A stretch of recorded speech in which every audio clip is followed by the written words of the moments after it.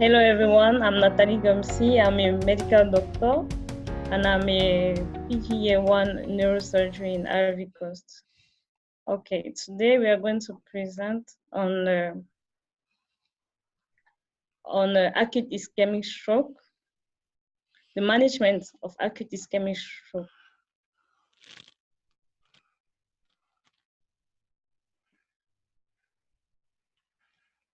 So to start, we'll say that cerebral vascular diseases include some of the most common devastating disorders in the world. There are many divided into, as you can see on the image, into ischemic,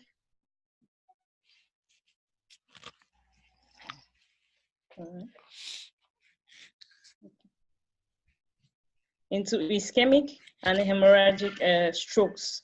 Is the second leading cause of death worldwide, with 6.2 million people dying from stroke in 2015. And we have an increase of 830,000 since the beginning of the century.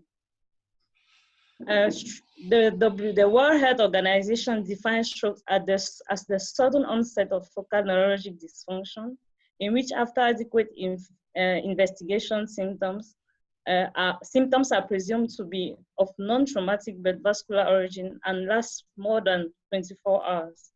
Cerebral ischemia is caused by the reduction of cerebral blood flow that lasts longer than several minutes. They could be classified, as I said earlier, into ischemic strokes, which are the most frequent, almost 80% of all strokes, and the hemorrhagic stroke, which represents only 20% of strokes. This ischemic stroke will be either thrombotic or embolic, When there is when there is a resolution of the neurological signs within 24 hours without evidence of brain infarction on brain imaging, it is called transient ischemic. We can call it transient ischemic stroke. That's the patient develops neurological deficit, but which results within 24 hours, and there are no signs on brain imaging. While strokes occurs when there is the persistence of these neurological signs over 24 hours, or if there's the brain, there's a demonstration of brain infarction on CT scan, as you can see. So these are usually the causes, the different causes of ischemic stroke. Here there's a small carotid artery, and here we have atherosclerosis, which is the main cause. We can have an embol which goes and occlude a vessel, most distally. So the classification, the trial of ORG 10172 acute stroke treatment classifies the etiology of acute ischemic stroke into large vessel arteriothrombosis, cardioembolism, small vessel diseases, which is usually causes lacunar infarctions, other determined causes or undetermined causes. Thrombosis and embolic occlusion, as we said earlier, represents the main causes of acute ischemic stroke. The main risk factors are for fixed risk factors. We have the age. We have the male patients who are most predisposed than the female. We have the race. As you can see, Afro-Caribbean are mostly affected, are mostly risked to have acute ischemic stroke. We have the presence of previous vascular events such as myocardial infarction, stroke, or peripheral vascular diseases. We have hereditary causes, high fibrinogen causes. The modifiable risk factors.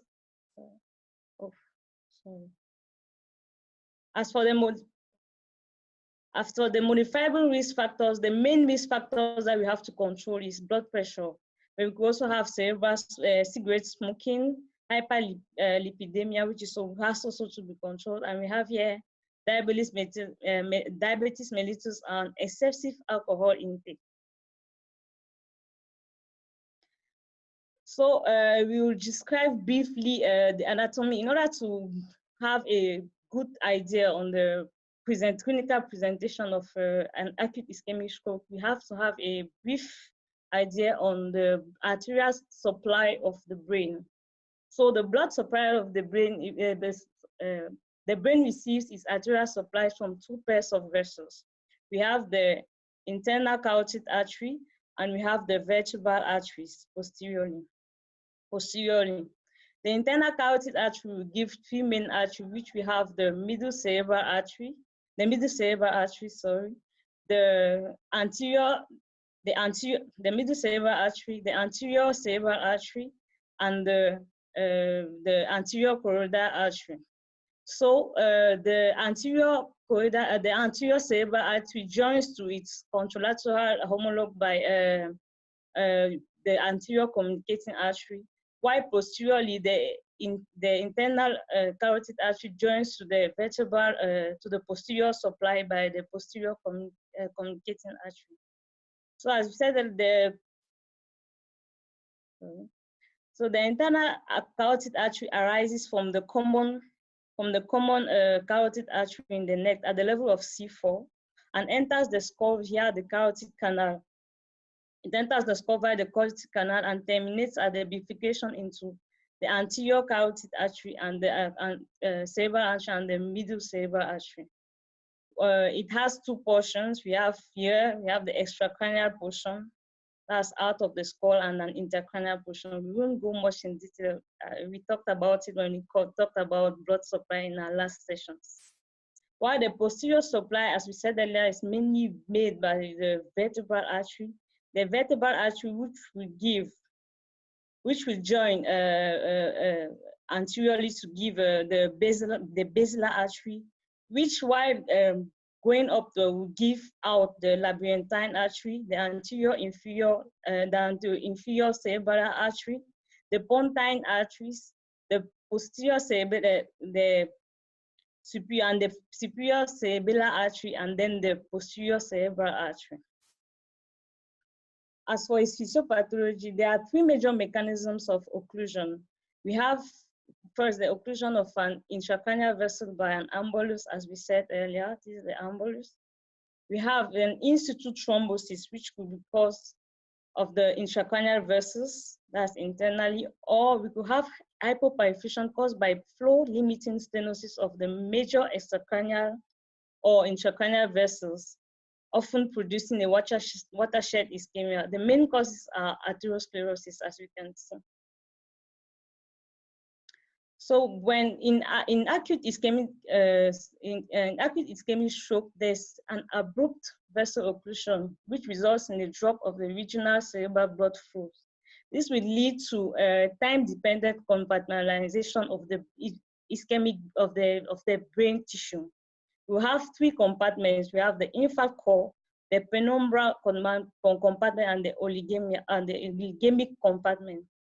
In the infant core, the tissue is irreversibly damaged. Here we have a cerebral blood flow which is less than 12 millimeters per 100 grams of tissue per minute. Here we have the cell, an infarct within 4 to 10 minutes after the occlusions. In the penumbra compartment, we have here the tissue which is functionally impaired but structurally intact, and thus potentially salvageable. That's if treatment is given at time, we could save the cerebral tissue in this penumbra zone. Here, usually cerebral blood flow is within 12 to 22 milliliters per 100 grams of tissue per minute. While lastly, we have the oligemic compartment or the oligemic brain. Here, the tissue is hypoperfused but not threatened under normal circumstances. Here, the blood flow, the cerebral blood flow is within 22 to 35 milliliters per 100 grams per minute. Usually, here we don't have, we don't fear usually infarct. You also note that the penumbra zone is the main zone which we are trying to save when we start treatment of acute ischemic stroke. At a cellular level, neuronal damage occurs through a complex interaction of mechanisms. We have necrosis, apoptosis, cytotoxicity, inflammation, peri-infarct depolarization, acidosis, and the formation of free radicals. The formation of free radicals. Usually, all these mechanisms are characteristics for each compartment that we saw above. They are also potential targets for neuroprotective therapy, which combined with flow restoration strategies is likely to improve the outcome significantly. So on this diagram, sorry, can we, John, can you please mute everyone?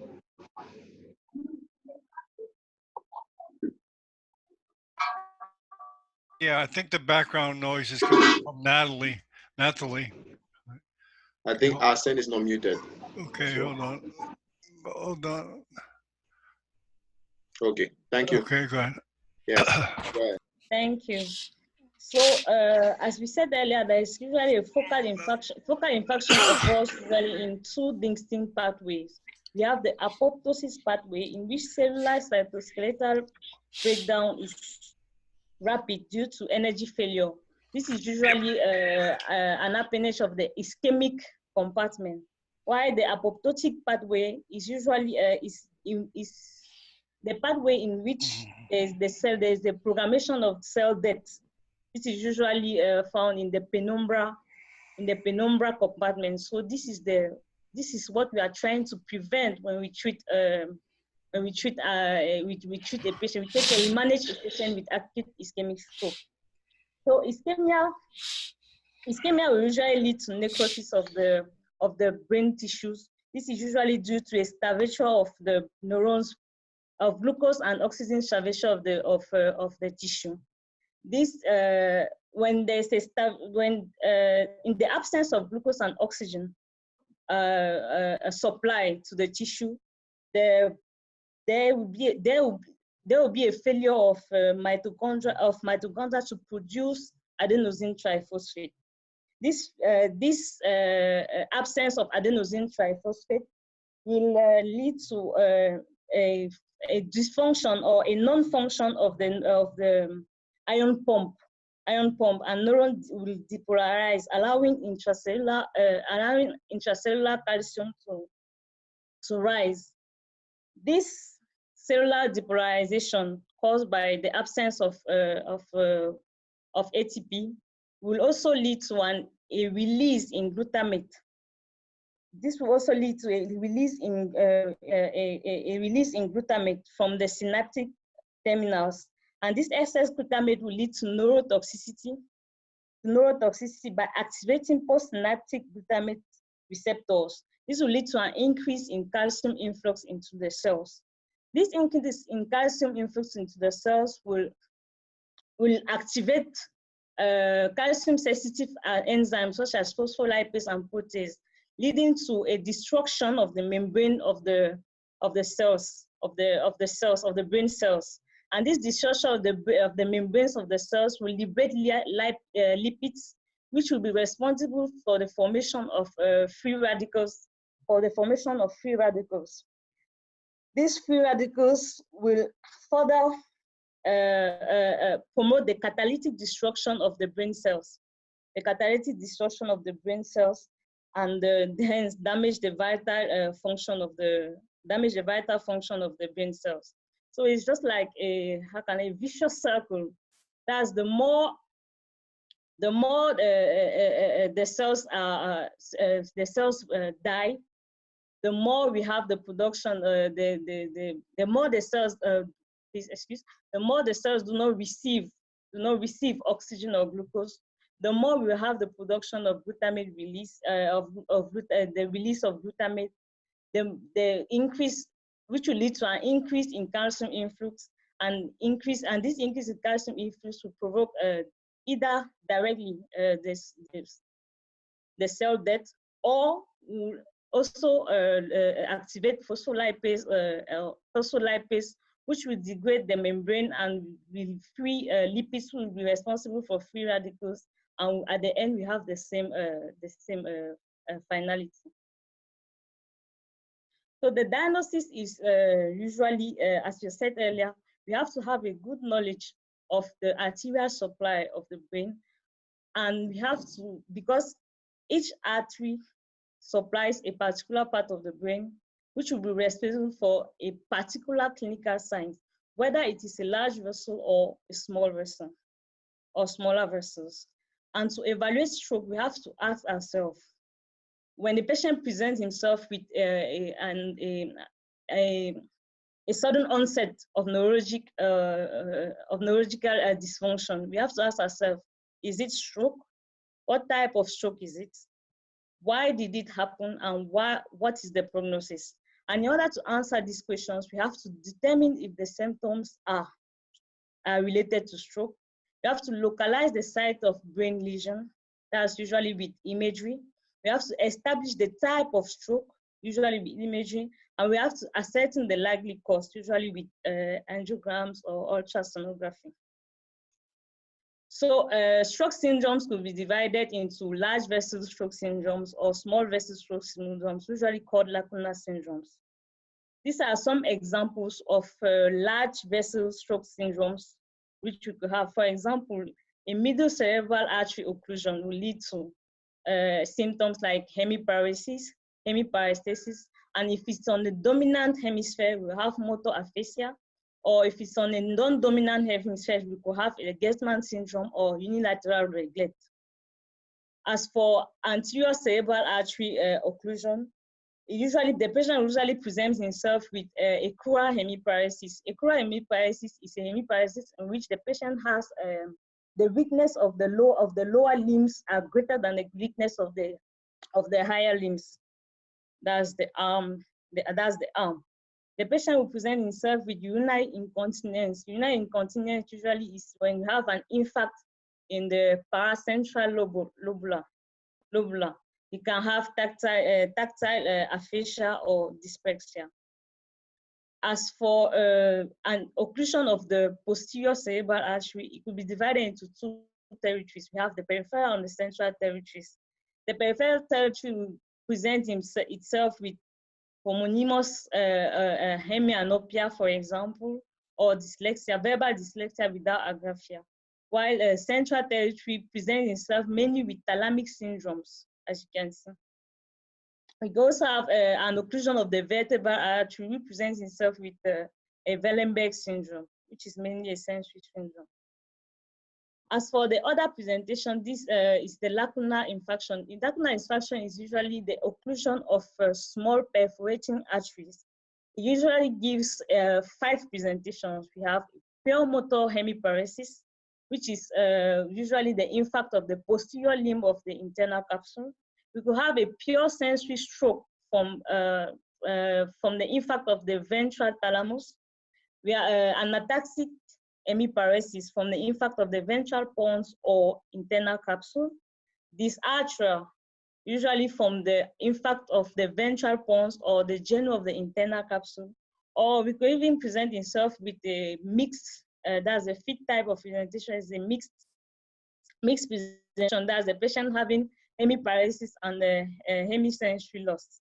So here this is an image which shows lenticulo-striated arteries, which comes from the middle cerebral artery. So any infarct which locates itself here, the patient will present himself with one of the following clinical signs.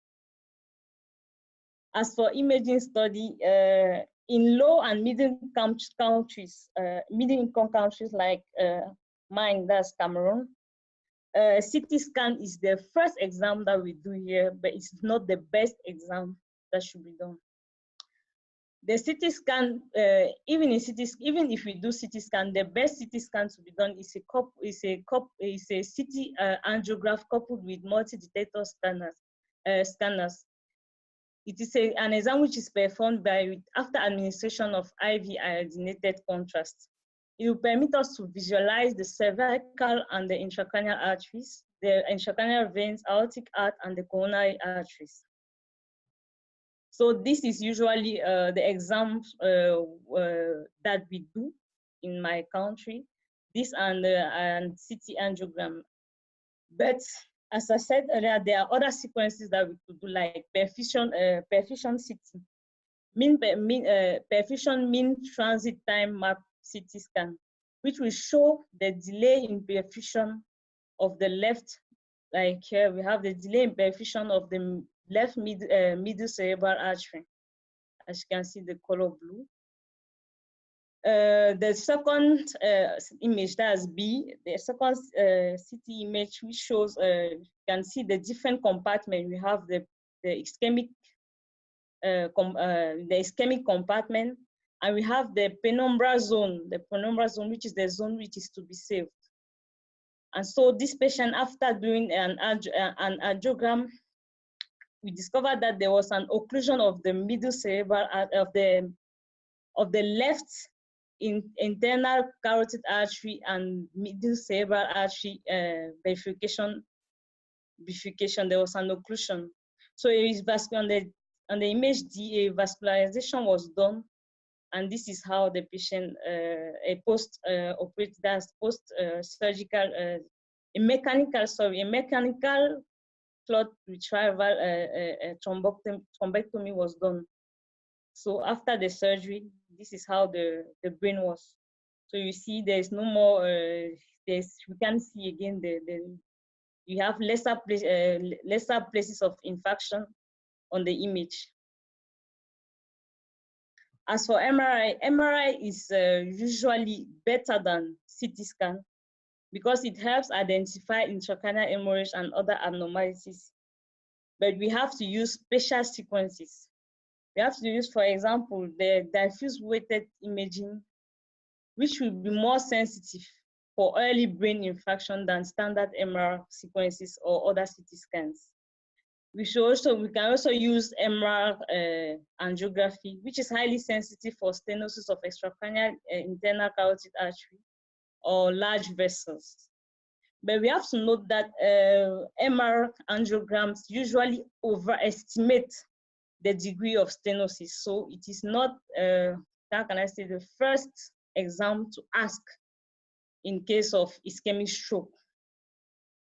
As for cerebral angiogram, it is the gold standard. Cerebral angiogram could be done everywhere. It's done even in my country. It permits to identify and quantify the atherosclerotic stenosis of the cerebral arteries.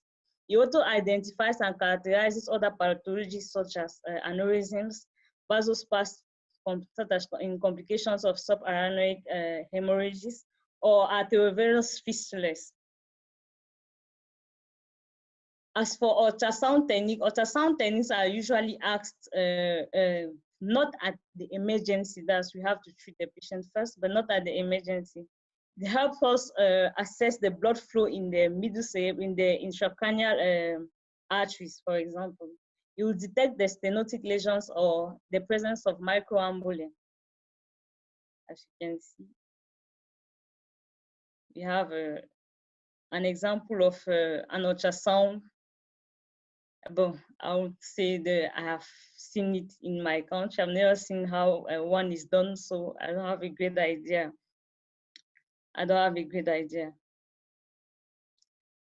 Other techniques are perfusion techniques. Perfusion techniques, we group two kinds of techniques. We have the xenon technique. The xenon technique is a technique in which xenon gas is inhaled by the patient while CT images are being made. It helps us assess, determine the significance of arterial stenosis and to plan for revascularization surgery. We could also do positron emission tomography. We should note that these techniques are not usually commonly done. We usually use it for studies, but it's not usually, they are not exams which are commonly done. As you can see here, we have a patient who has a left middle cerebral infarction. So you can see the different zones of infarction, of ischemia, which is in green, as you can see. We have the same on this CT scan, which is a hypodensity on the same localization. On this patient, as you can see on the first image, we have the CT scan, which is almost normal. But when we do an inhalation of xenon gas and then we do the exam, you can see that there's an infection of the territory of the middle cerebral artery. So it is very sensitive. It is very sensitive, and it also diagnoses early infarction. As for the management of acute ischemic stroke, the aim is to optimize cerebral perfusion in the surrounding ischemic penumbra. And in order to do that, we have to inhibit or modulate the inflammatory processes, to reperfuse, to reperfuse the artery, that's the artery occluded, to protect. We have to develop cytoprotective strategies aimed at cellular or metabolic targets, and we have to prevent or treat other complications. And in order to achieve this, we have 6 methods that we can use. We have medical support, we have intravenous thrombolysis, we have endovascular revascularization, antithrombotic treatment, neuroprotection, and stroke centers and rehabilitation. As for the medical support, as I said earlier, the aim is to optimize cerebral perfusion in the surrounding ischemic penumbra. So it's usually for patients who are bedridden. Patients who are bedridden due to their deficit, their neurological deficit. They could be subjected to infections such as lung infections, urinary infections, or even skin or bed sores. So this patient, adequate treatment or acute pain management, that's nursing, should be done to these patients. These patients are also subject to because they don't move, they are also subjected to have a deep venous thrombosis, which could end by a pulmonary embolism. So the use of low molecular weight heparin is usually indicated, though pneumatic compression stocking has proved to be more efficient than low molecular weight heparin. These patients we have to control their blood pressure. That's the blood pressure does not have to exceed 220 on the blood pressure doesn't have to exceed 220 millimeters per mercury for the systolic, or 120 for the diastolic. We should take care on controlling the blood pressure, because we shouldn't forget that there's the zone of penumbra that we have to protect. If this patient finally has a low blood pressure, there's a rate of increase of damage of the zone of the penumbra due to the reduction of blood flow to this zone. So all these patients should be taken care with, should be managed with high sensitivity. We should also note that fever increases the death of cells in the zone of penumbra. So these patients have to be on either antipyretics or surface cooling if there's a case of fever. We also have to monitor serum glucose level. The serum glucose level should be maintained within 3.3 millimole per liters or 10.0 millimoles per liters. If it gets higher, we have to use insulin, but if it gets lower, we have to use a glucose 30%, or if the person can even eat, or we can give him sugar, it will solve. We have to remember that serum glucose is very important. We have to maintain serum glucose in the normal values, because as we said earlier in the physiopathology, the reduction of glucose usually leads to the death of the cells. In 5 to 10% of the patients who develop, 5 to 10% of patients with acute ischemic stroke will develop enough cerebral edema to cause obtundation or brain herniation. This usually occurs within the 2 or 10 to 10 days after the ischemic stroke. The larger the infarct, the greater the edema. So usually this patient, a hemicranectomy is performed with this patient, and it has proven to reduce mortality to up to 50%. The size of the diffuse weighted image volume infarction during the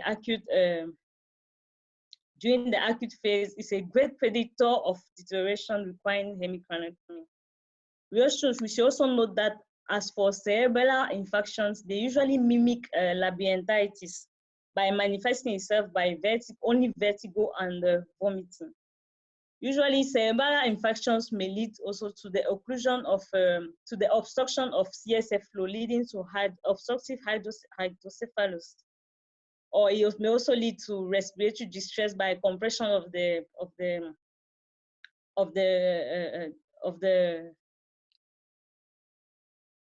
bone cerebral of the medulla oblongata. Usually, a sub-occipital decompression is done, and there is a better outcome with this technique. The second type of method of management is the use of intravenous thrombolysis. This is usually done within the first 3 to 4.5 hours after the infarction. We usually use the recombinant tissue plasminogen activator. A dose of 0.9 milligrams per kilograms with a maximum of 90 milligrams is usually used. We first administer 10% as a bolus, and then the remainder over 60 minutes. We usually have a better outcome with these patients. With the use of this on patients. The third method is the endovascular revascularization. This is usually done within 6 hours. Here, the occlusion is usually in large vessels. It's usually in large vessels, and we have a higher mortality and morbidity. The different techniques are intra-arterial injection of pro-urokinase or endovascular mechanical thrombectomy, usually clot retrieval techniques. The patients who are the indications for this treatment are patients who are ineligible or have contraindications for IV thrombolytic treatment, or patients who fail to achieve vascular recanalization with IV thrombolytics. So here we have two methods of clot retrieving techniques. We have the penumbra device technique, and we have the stent retrieval technique.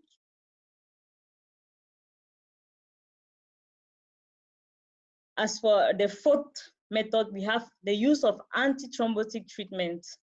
Usually, we use platelet inhibitors, and the main platelet inhibitors indicated here is aspirin at a dose of 300 milligrams per day for 48 hours. It has proven to reduce stroke recurrency risk and mortality. The use of anticoagulants are not really recommended. As I said before, we can use pneumatic valves and the replacement of anticoagulants, so they are not necessary. But we could also use anticoagulants if there's a heightened progression of dural sinus thrombosis, as we saw with Zolo. The fifth method is we have to proceed to neuroprotection. Before we used drugs such as, I remember there was Notropil, which we usually use in the distant villages as neuroprotection. But it is known that hypothermia is a powerful neuroprotective treatment in patients with cardiac arrest risks, though it may lead to infections of the lungs with time. And sixth, we have to have a quick rehabilitation treatment. That's patients should go under kinesiotherapy early.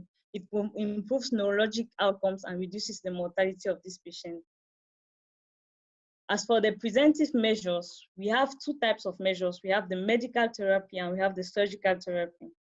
The main medical therapy are the prevention of atherosclerotic risk factors such as high blood pressure, abnormal blood cholesterol, so that's low HDL or elevated LDL, or diabetes mellitus, or tobacco smoking. Those are preventable. Those are risk factors which could be controlled. We cannot control older age. So all those risk factors which can be controlled or modified should be taken care of. As for the use of antiplatelet agents, as I said earlier, aspirin is the best antiplatelet agent used for ischemic stroke. In North America, they recommend the use of 81 to 325 milligrams per day, but in Europe, they recommend 50 to 100 milligrams per day. We could also use triclopridine, clopidogrel, or dipyridamole. in Cameroon, yeah, we mostly use aspirin and clopidogrel for preventive measures. We usually give clopidogrel 75 milligrams per day, every day, for patients who have had a past history of ischemic stroke or who have heart diseases which is at risk of creating emboli. We should also know that dipyridamole is the best treatment nowadays. Association of dipyridamole and aspirin is the best preventive method of acute ischemic stroke nowadays. As for anticoagulation therapy, the use of vitamin K activator or inhibitor of factor 10A has shown to have a better outcome, a good outcome in preventing embolic stroke. As for the surgical therapy, we have two different types of therapy. We have the carotid endarterectomy, where we do, as you can see, there's an incision of the carotid artery.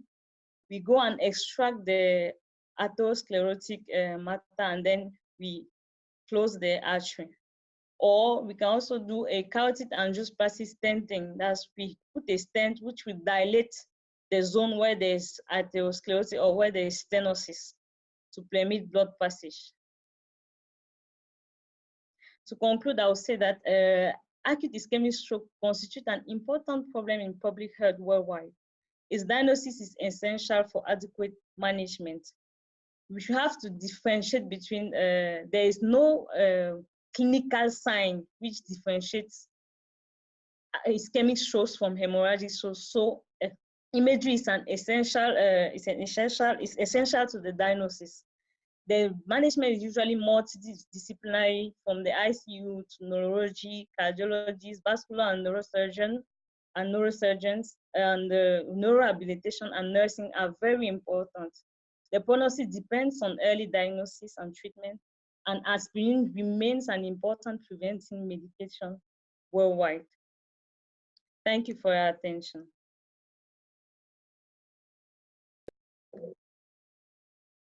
Well, thank you very much. That was a very comprehensive presentation. So I think the first people to comment here will be Dr. Meloni and Dr. Nuru. Dr. Nuru has been waiting for this for so long. So.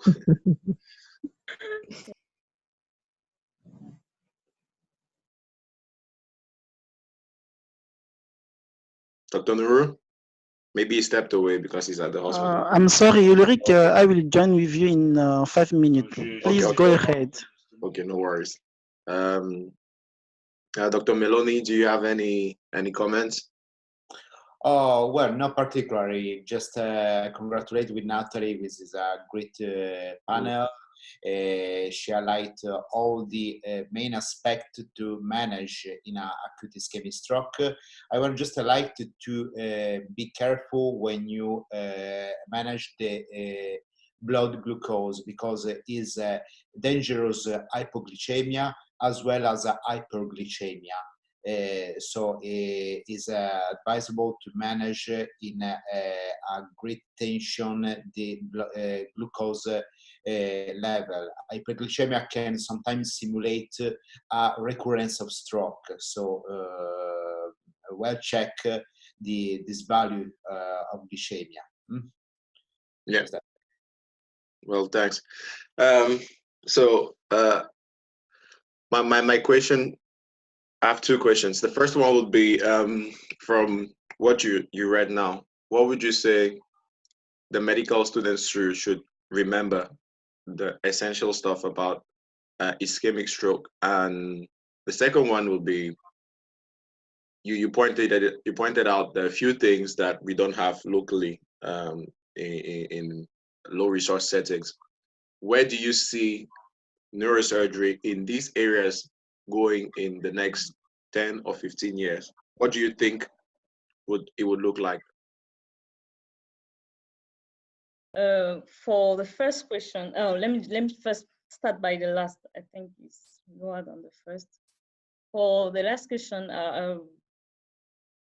what I've seen and what I've experienced after being in the neurosurgical department for something like 2 years in Cameroon is that I have never ever seen the neurological department managing acute ischemic complications of acute ischemic stroke, except for I've seen for hemorrhagic stroke. That was when they put a DVE, that's an external drain, ventricular drain, but I've never seen done an hemicraniectomy.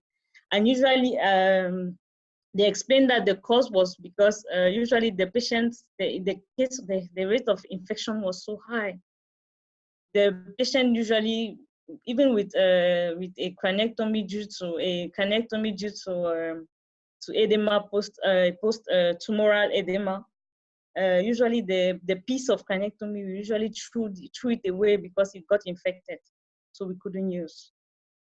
So that's why they don't even do it. That's why they don't do it yet. But how do I see that? I think there should be they should create some kind of a stroke unit, if it is possible, a stroke unit where we will have a theater which is meant only for patients, these patients who are complicated, for these stroke patients who are complicated. And this stroke department could be made up of all these people that I said about, that talk about that's the anesthetist, the neurosurgeon, vascular surgeon, the nurses, good nurses, the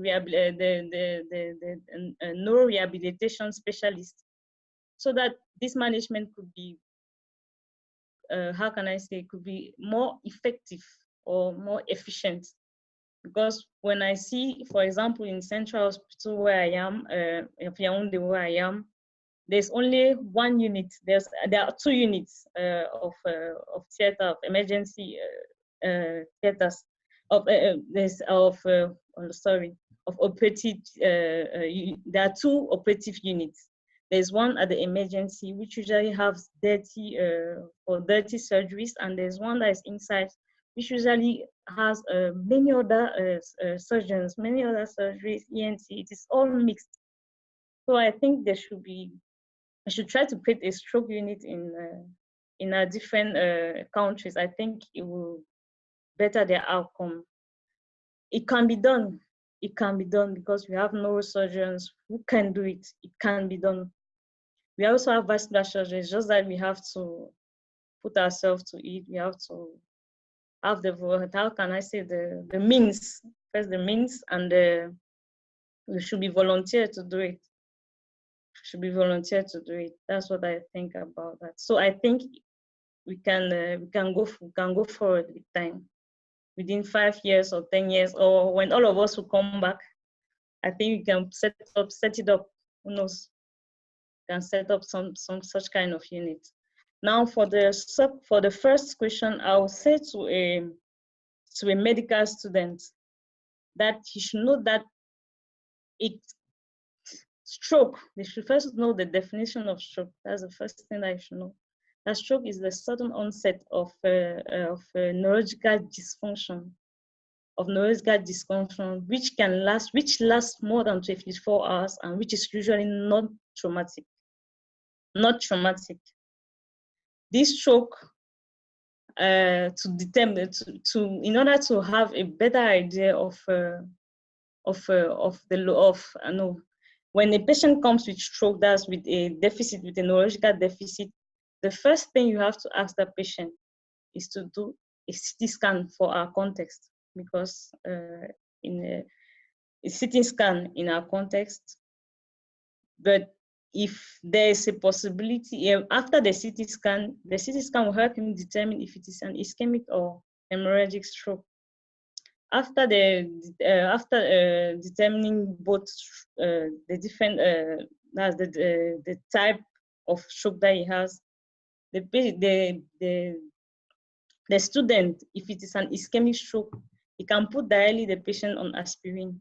I'm sorry, but in our country we don't have Atiplas. Atiplas, that's the recombinant tissue plasminogen activator. I've never seen it. I have never seen it. I've never seen done also other thrombectomies, that's mechanical thrombectomies, that's endovascular procedures. I've never seen one done. Usually our patients come with maybe 24 hours late, so they are not even eligible for thrombectomy, nor even thrombolysis, IV thrombolysis. So the patient should be put directly on aspirin at a dose of 300 milligrams per day for 48 hours. And then after that, he can reduce the doses. Usually what we do is that we use the European dose for prevention. You reduce the doses to 100 milligrams per day all his life. That's what we do. Because we have patients, I've seen in some studies, they give for some time, but here in Cameroon, we can't do that. We can't do that because usually patients, they are very stubborn. So some patients can go and they don't come back with, they don't come back for feedback. So if you see one patient having ischemic stroke today, coming 1 month later having the same ischemic stroke because he didn't follow your requirements, what you asked him to do. And he should also, after aspirin, after giving the dose of aspirin, he should send the patient for rehabilitation. That is usually what we do. We do how can I say, an early rehabilitation, because as we said earlier, early rehabilitation improves neurological outcomes, functional outcomes. So that's what I'll tell the students to do practically. Oh, thank you. Anyone has another question? Yes, I have a question, Dr. Eric. Okay, my question is, has Dr. Nathalie ever seen, for example, a patient who comes, or is it possible to have a patient who comes with at the same time an ischemic stroke and a hemorrhagic stroke, like the two of them occurring at the same time? Has anyone received such patient? And Yeah. when I think your question should go to the more experienced folks around here. Okay, Yeah. yes. No, even me, I've seen one. I'll tell you what happened. Actually, all of us were lost because the patient had, on the CT scan, he had at the same time a hyperdensity and he had a hypodensity. And it was just like, and it was situating around the zone of the pituitary gland, you understand? It was a little bit central. So we were just like, is it a tumor? Is it an apoplexia of pituitary adenoma? We were really lost. But really, I think we lost the patient. I don't think because we were confused on what should we give to this patient. Should we give him aspirin at, I know, you know, when you give aspirin at a dose of 300 milligrams per liter per day, it has a higher antiplatelet effect. It prevents from coagulating. So I'll leave the seniors to how can enlighten me on how to do, but what I knew is that we were so confused that finally the patient died.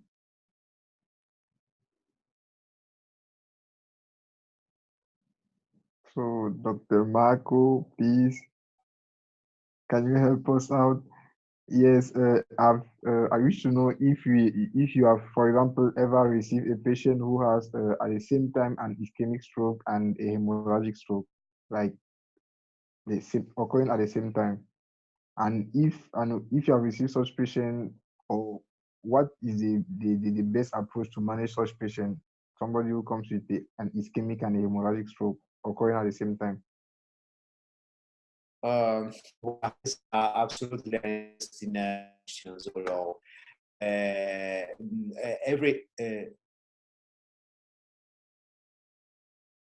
Unlock it. Can you hear me? Yes, Doc, we hear you. Okay. It was freezing for a few seconds. Well, as I just told you, is an interesting question. And everything, if you mean a red infarct, is depended by the first of all the background of patients. If it's happen in a patients in a whole patients with other clinical background like heart failure or kidney failure, and the infarct is in the eloquent area. Obviously, is not right to act like a shark put at the compressive craniotomy. You don't get any good result, and you get longer the sufferance of the patients. So first of all, you need to consider every time the clinical background. That's the first thing you need to consider. If this patient is a patient that can be saved as a long life because he's a pretty young people, obviously you need to do your best. So if this patient has an ischemic stroke, sometimes even in young people in our countries like Italy, like United States, some people, young people use cocaine, and cocaine can give an ischemic stroke. So in these patients, sometimes pretty young, you need to consider that these patients can benefit for the compressive craniotomy if they have a red infarct, so ischemic stroke, then reperfusion and red infarct. And in these patients, if there is hypertension, intracranial hypertension, and the patient is going in a deep coma, you are authorized to put the compressive craniotomy and an infarctectomy. It's very important to perform also an infarctectomy in these patients. It's sometimes hard because you have like a sponge, a blood sponge, but patiently, you using the bipolar and the suction, you're able to do an infarctectomy and have save the patients and relieve the intracranial pressure. Please, Dr. Marco, I didn't get the last word. You said infarctectomy? Infarctectomy. Infarctectomy is when you got a brain infarct. You know that you got occlusion of the artery. Then you got for fibrinolysis, reperfusion. But if the blood come in a stroke territory, when the blood-brain barrier has lost, the blood fill the brain parenchyma infarcted like like water fill a sponge. So you have a red infarct that is can cause intracranial hypertension and so can put at risk of life the patients. So in this case, you perform the craniotomy, you perform infarctectomy, so remove the part, ischemic part of the brain using bipolar and suction to remove all the part of the brain that's ischemic and with all this blood inside, and you got a relieving of the intracranial hypertension.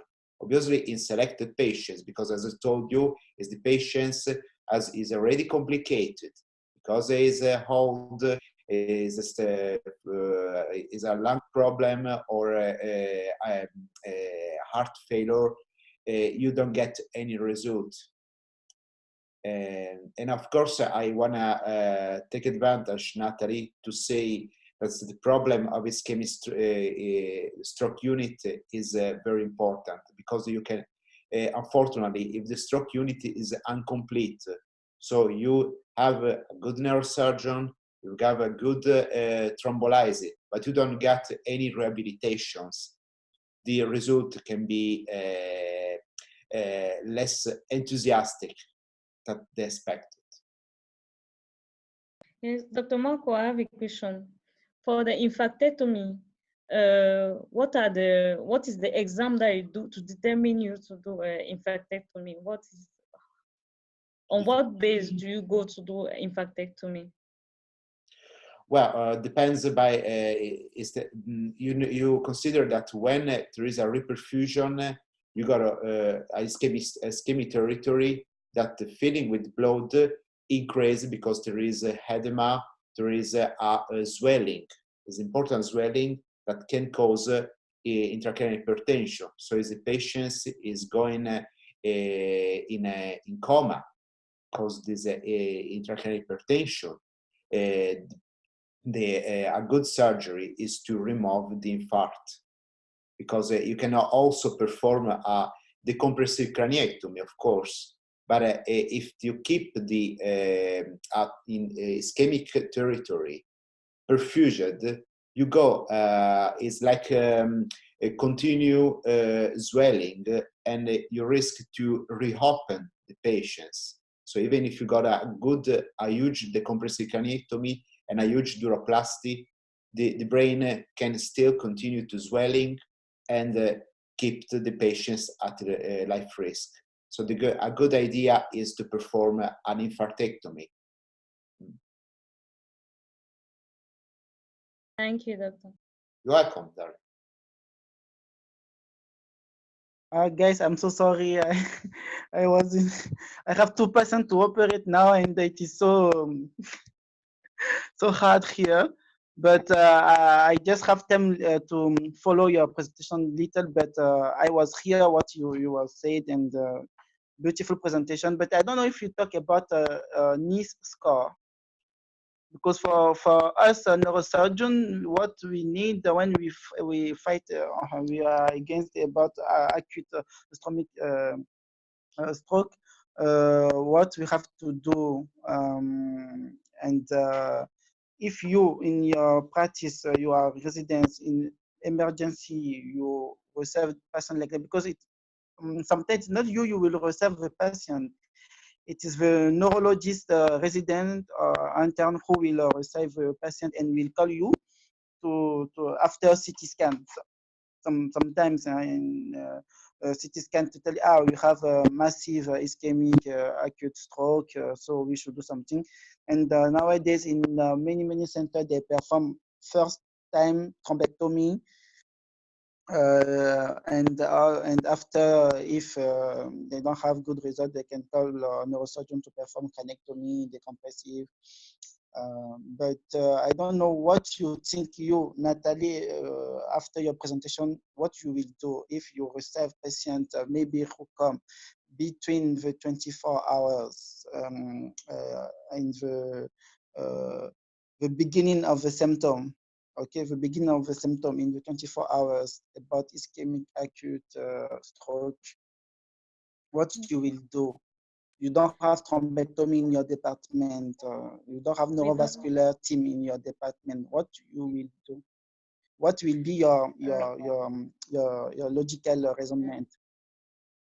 Okay, my attitude would be first, as I said, medical support. But since I don't have fibrinolytics or I don't have a thrombectomy, before the neurosurgeon, I'll administer aspirin, as I said earlier, at a dose of 300 milligrams per day for 48 hours as recommended. And then I'll only try to prevent all the other complications. That's what I'll do while waiting for a specialist. Okay. Okay, good. And if you have a decrease of your Glasgow coma scale, like 1 or 2 points, what you will do? If you have a decrease of Glasgow coma scale, what you will do? If I'm not very far from city, what I will do is I'll refer the patient.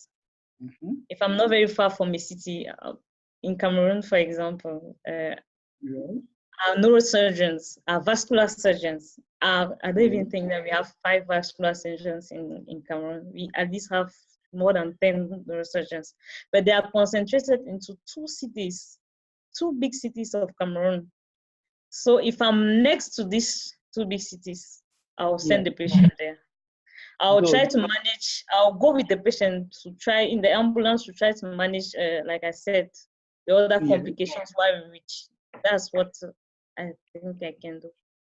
Okay, nicely. But me, what I want you to know in your practice is what you have to know the NIS score. because you are resident in neurosurgeon. You will, when you will have the patient is in the phase that you have to do something, you should operate or you should not operate. That is the challenge that you will come on sometimes in the acute ischemic. So because neurosurgeon, sometimes we didn't treat ischemic acute stroke. It is the neurologist, but sometimes they call them because they want to know if we should do something for the person when the person lost a coma Glasgow scale, maybe 13, 12, you should do something. You should, and when you see that the ischemic, you have generalized of ischemic, massive ischemic or malignant ischemic stroke, you should do something. So in this phase, you like neurosurgeon, you should know which time you should go to perform craniotomy decompressive, which time you should not do anything, because even if you do anything, you will not have that, like what Dr. Marco said, the MRS score. What it will be the follow-up? What will be your MRS score after if you do craniotomy? Should you have any benefits to go to perform craniotomy or not? Oh, yes, I should do that because yes, I have. I want you to fix that in your head because you are not neurologist, you are neurosurgeon, so you should know that. 2 tip, thrombectomy, or you don't have thrombectomy, you should perform craniotomy decompressive. And I have another question. In a case about the ischemic stroke, about fossa cerebral posterior, how you will do, like neurosurgeon, what you have to do? In this case also, you should not wait. Ischemic of fossa cerebral posterior massive, you should not wait. It is craniotomy decompressive. You should go directly to perform craniotomy decompressive. And then to see if you should maybe put EVD, shunt external EVD. Maybe you should do EVD also, because sometimes when you have ischemic of fossa posterior, you have sometimes hydrocephalus. So you should perform craniotomy decompressive with EVD. And the outcome between fossa cerebral posterior ischemic acute stroke is better than sustentorial ischemic acute malignant stroke also. So you have to learn about NIS score and the MRS score in acute ischemic stroke, you know, which time you should manage medically, which time you should manage that surgically. So that is my comment, and congratulations for your presentation. I don't know if Marco, you have comment, or you have comment. I have 5 minutes. I should go to the operating room. Well, you can already go. I mean, so the score Dr. Noor is talking about is the NIH stroke scale. Yes. Yeah, so you can find it online. So the result gives you an idea about the severity, and basically it helps you justify your action. Because one of the things you always need to remember, everyone has told us this already, the biggest surgeon is the surgeon who knows when to operate. You need to know when to operate. It's not about doing the most complicated surgeries. It's about knowing what you get out of that surgery. And exactly. That's one of those tools. Exactly. NIS score and MRS score. It is the abstract. Okay. Marco, nice to see you again, and I hope you are doing well. Nice to see you again, guys, and thank you very much for your recognition. It was a great gift, and you're very, very kind. Well, thank you. It's a big pleasure. Yeah. So. Dr. Fortuné is around. So, Dr. Fortuné, do you want to present yourself? Although we are at the end already. Yes. Hi, Dr. Fortuné. I should go. So, bye-bye. Hello, everybody. I'm sorry. I'm in the airport right now. I will travel to Fez, just 30 minutes, I think. Okay. Don't miss your flight. Don't miss your flight. Okay. Well, I don't hear. I don't understand. I didn't hear the presentation, but I think it's yeah, I just want to be here to to tell you that I'm with you and what else. Yeah, you know. Okay. Okay. Thanks.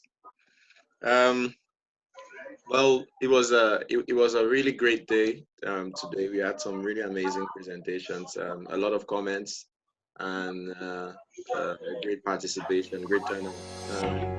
Fantastic, guys.